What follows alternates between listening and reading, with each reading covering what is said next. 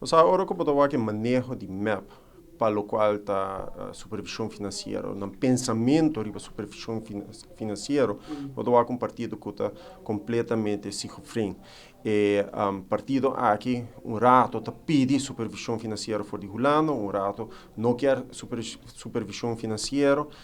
Nós, nela Odiberden passado, pedi Holanda para supervisão do país Aruba, nossa a senhora Evelyn Wever Cruz produzir documento, fez vir em ondergaan, então com boca assim grande bisa que é necessário para Holanda intervenir na Aruba, para o qual está o manejo financeiro de tempo aí, então hasta nossa senhora Evelyn Wever Cruz vai na graf de Betico, então vende Aruba com raft e corro.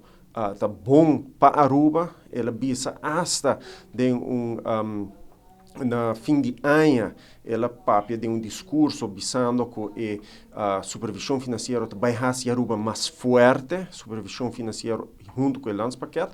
Então, a AVE está dando sinal na mixto, porque banda não quer estar contra Holanda e na outra banda não está propondo Rijkswet. Na final do dia, nós estamos hobby duidelijk o que está passando. Supervisão financeira significa que Holanda, na final do dia, por dar aanwijzing para meio de KB. Isso aí está full coisa. Isso significa que Holanda, na final do dia, vai estar se a Europa cumpre com certa norma financeira. Então, a Europa vai comparar sei com o qual nós portamos no nosso país, o qual nós portamos no nosso país está com o nosso parlamento, mas está assim, e está assim de uma forma séria.